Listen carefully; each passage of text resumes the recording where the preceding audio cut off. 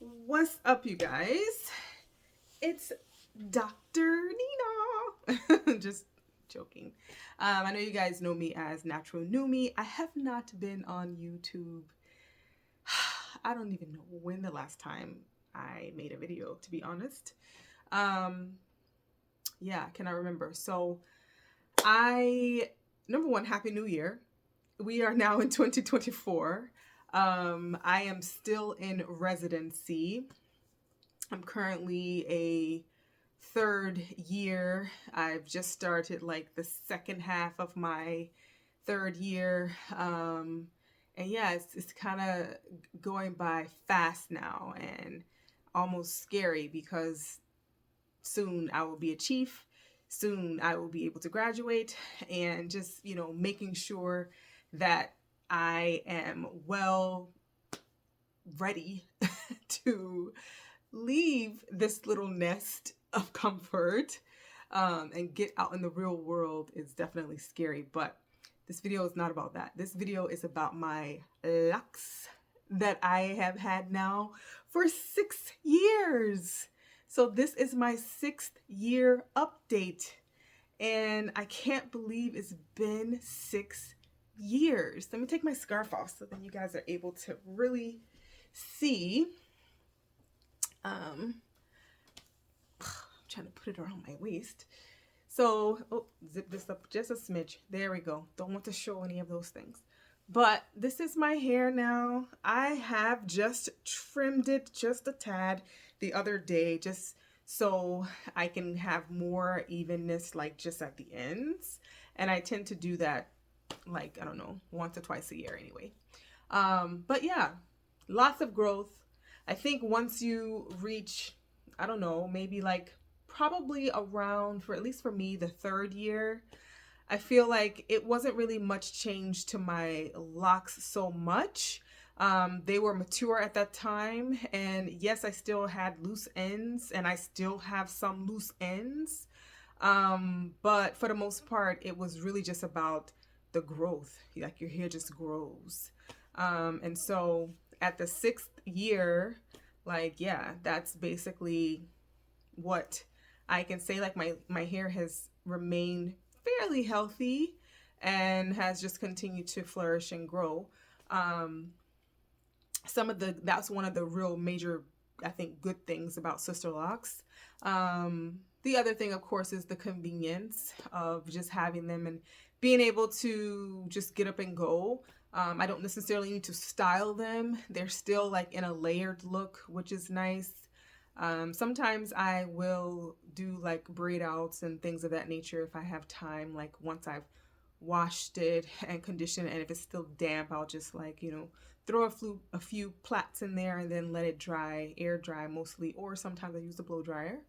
And then take those out and it'll be just really nice and crinkly, and that will last me for like maybe a week or two depending on the weather. Right now it's really, really cold. It's actually snowing outside. Very beautiful. And during this time of the year, my scalp needs the most attention.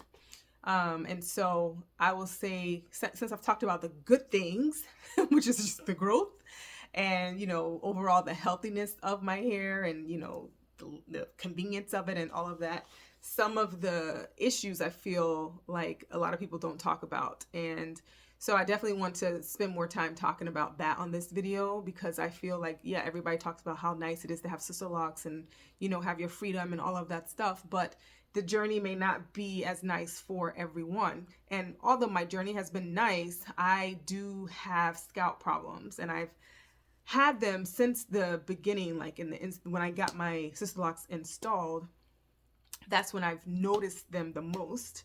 Noticed that my scalp had some issues, mainly like just getting a lot of dandruff, where I just never really had that kind of dandruff when I was a loose natural. And I don't know if it was because I used a lot of products as a loose natural, blah blah, my words, but used a lot of products as a loose natural.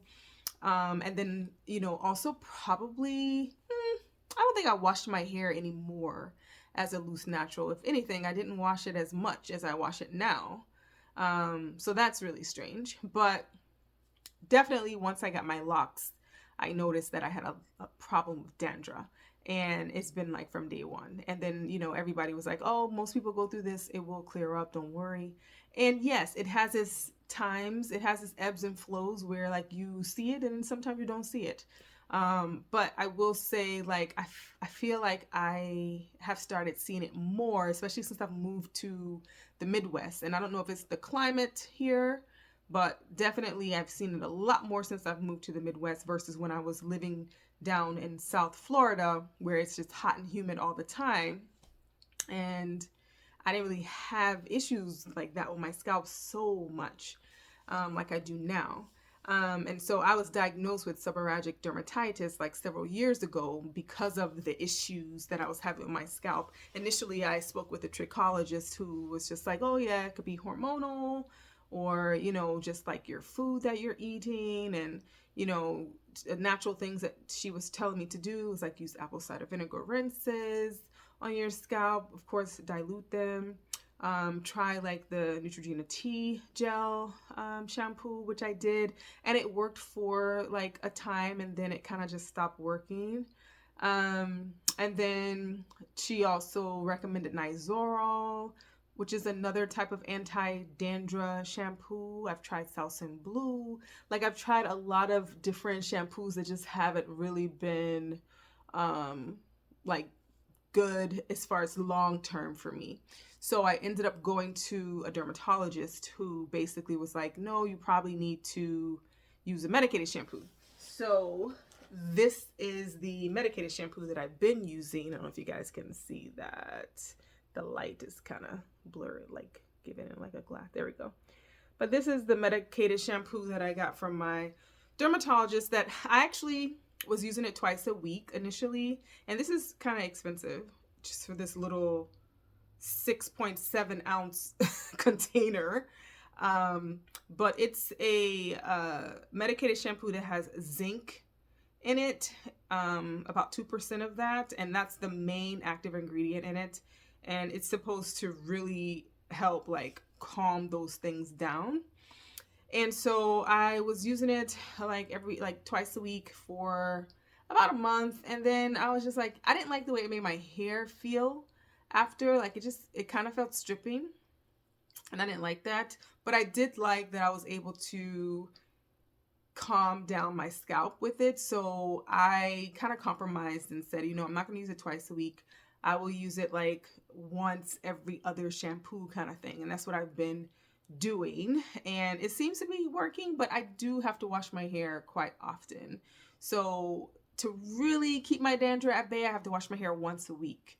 But I can push it to once every 2 weeks if I don't mind having like a little bit of flakes. And so that's kind of what I've been doing, is just trying to push it to 2 weeks. And basically that's been working okay. The other shampoo that I use, and I get this from my loctician in Atlanta, and this is actually her own brand, and I really like it, but it's Carbon Invigorating Shampoo. It's basically charcoal. Like, it's a charcoal based shampoo that she has formulated for her clients. And as far as the ingredients, it has like, the standard, I feel like, shampoo ingredients, but then after that it has menthol, of course, the activated charcoal. It has vitamin B5, argan oil. Like, these are things that she kind of added to it. So it has the argan oil, peppermint oil, tea tree oil, green tea extract, lavender oil, chamomile extract, aloe, and eucalyptus. What else? Glycine, and then some fragrance. And so this comes from her, and she's in Atlanta, and it's like a grayish, oh, look at that bubble. Cute. It's like a grayish, wow, I'm just spilling it. But it's like a grayish color. I don't know if you can see that. Yeah. So, and it does lather very well. And it actually does smell really good. I haven't, like, I thought it smelled like mint, but I wasn't really sure. I got stuff on my fingers. But yeah, so it smells nice. I also dilute that. I try to dilute most things that I use on my hair only because I don't want any buildup in my locks. And that's another thing that I like to talk about. So we talk about my scalp a little bit, and I'll probably go back to my scalp. But since I mentioned buildup, if you notice, I don't really have a lot of buildup in my locks. And that's because I am careful about the products that I use. I dilute basically everything. And then, you know, when I do notice that I may have like lint or something in my locks that's kind of gathering in my locks, like I feel like this one has maybe a little bit of lint. When that does happen, like I do use like a tweezer, like a very, very sharp tweezer, and just basically grab my lock and I kind of go inside the lock and pull the lint out. And I do that basically very often because when my hair is on my clothes, like it just picks up lint. And so I'm always inspecting my hair to see if there's lint on there. So I can't even tell you like a regimen. It's just I do it as I see it. And that has worked for me in like the past 6 years. And this is why I don't really have a lot of buildup of stuff. And then like if I do have a lock that has some buildup that I'm not able to get, I just use like an isopropyl alcohol, which is regular alcohol, clear one. And I just put it on there and wet my lock with it or saturate my lock. And then I kind of like twist my lock in my hand like that. And it really just dissolves whatever oils that are in my lock. And so my lock just goes back to being like just a regular dark brown, blackish color. And I don't see any of the residue that was on the lock. So that's also another kind of trick that you can do to kind of keep like your locks from having any type of buildup. Now, if you have so much buildup in your lock where it's just caked in there, that's a whole nother story. And that's something where you probably need to talk to like your loctician to figure out like what can you do to do that. I know some people dye their locks, but still the buildup is there, but you're just trying to like cover the color of it because you don't like for people to see like that buildup in your lock. And I know people do that, but honestly, if you can't get the buildup out of your lock, the best thing to do is just cut the lock. And just start over on that lock. If you have a whole head full of that, then I don't really know what to tell you because I never want to tell you to cut all your hair off because it's not my hair. But if you catch it early, you won't have those issues. Back to my scalp. So the other thing that I use for my scalp, especially in this type of weather, is I've been using Nature's Blessings. Now this is a petroleum-based oil. People say don't use petroleum-based things because it will build up in your lock. That is absolutely true. Don't put it directly on your locks, but you can put it on your scalp where your hair is grown, like your hair has grown out. And you don't have to be crazy with it. You're just trying to like just oil your scalp somewhat. And I do that and I have not had any problems with any buildup like on my scalp or anything like that. It is very thick. It smells really good, like bergamot, if you know what that smells like. But this is a very old company. I was using Nature's Blessings like, back in 1998. That's how old, that's when I first got introduced to this. And so I just went back to what I knew and what worked for my hair and scalp at that time. And I was like, you know what? I'm going to try it on my scalp now that I have locks and I've been having like issues with my dandruff. And so I actually put this on my scalp after every wash and in between the washes. When I see like a little bit of flakes, I actually will put it on my scalp, and that kind of extends my wash time, where I can kind of, my in-between wash time, it kind of extends that. So I've been doing that, and I definitely focus on like the areas that I have the most problems, which really in my hair, the areas on my scalp that I have the most problems are right here in the middle, like in the middle here and this side. And then up in the area here that has grown nicely. Because I've been using Donna's recipe on that, which has been really good. This is the oil, by the way. I'm just going to put some on there. And so I just kind of focus on that, and I just rub the oil in my scalp just like so. And you see it's gone. It's gone. And then on my thinner areas over here, which is really thin over here, I rub it on these areas as well. And my edges have grown so nicely since using the Donna's recipe. Over here, it's really full comparatively to the other side. But both sides were thinning out. So I was like, I gotta do something. So yeah, so that's, you know, something that I've been working on for the past year. This side, you can't really tell that it's thin anymore because it's just grown back so much better, which I'm so happy. So happy. But this side is still pretty thin, but it's doing a lot better. I wish I had before and after pictures. I don't, but this was really, really thin. And it's still thin, but not to the point where you're just like, is her hair gonna fall out? Like, it's not like that thin anymore like it was. So I'm thankful about that.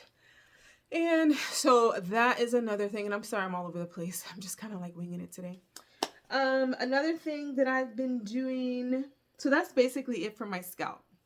One other thing I've been doing for moisture for my locks, since I don't put any like oil or anything on my locks, is I use some type of moisture spray, whether it's rose water spray, whether it's just plain water spray, whether it's aloe vera water spray, like just something that has moisture. I just put it on my locks, especially during the winter time here, because your locks are just dried out from the air.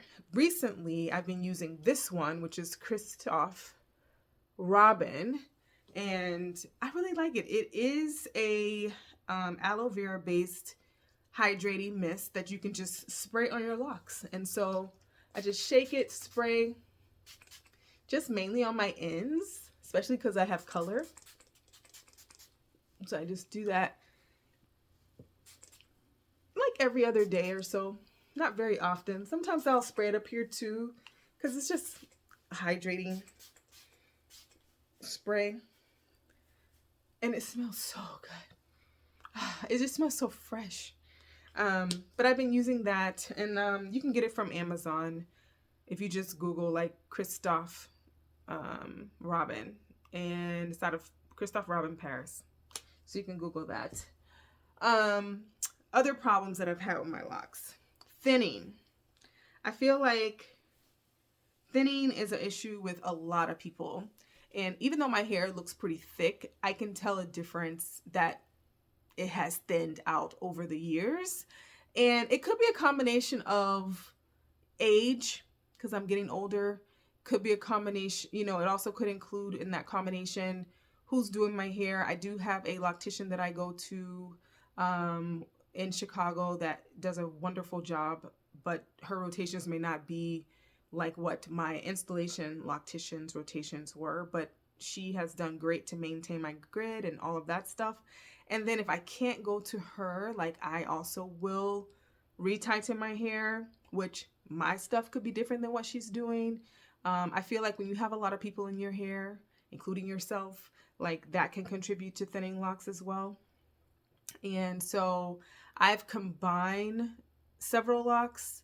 I have like probably about 462 locks now versus the 68 that I had. So I haven't combined that many locks because what I've also done with the thinner locks, which I was going to do on this video, but I'll probably do a separate video for it because this video is already 19 minutes long. So if you see like this lock is really thin, right? And this is focusing on my face, which I love, but anyway, if you just take your eyes, focus on here, you can see how there's like inconsistencies in the lock, especially in this area here. So one of the things that I have done with like really thin locks when I don't want to join them with another lock is I will add some Afro kinky hair, and it is human hair. So I will add that into my lock. You can get this online, which is where I don't know if they still have this company because I've had this hair for so long, but it's called hisandherhair.com, and you just get 100% human hair. They have all different colors.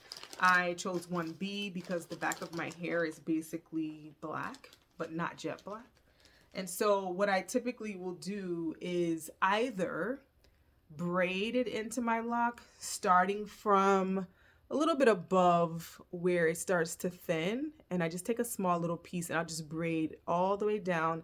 And I will come, because down here it's pretty good and nice and thick and even, so I'll just come like slightly below where it's so thin, and I'll just end it there.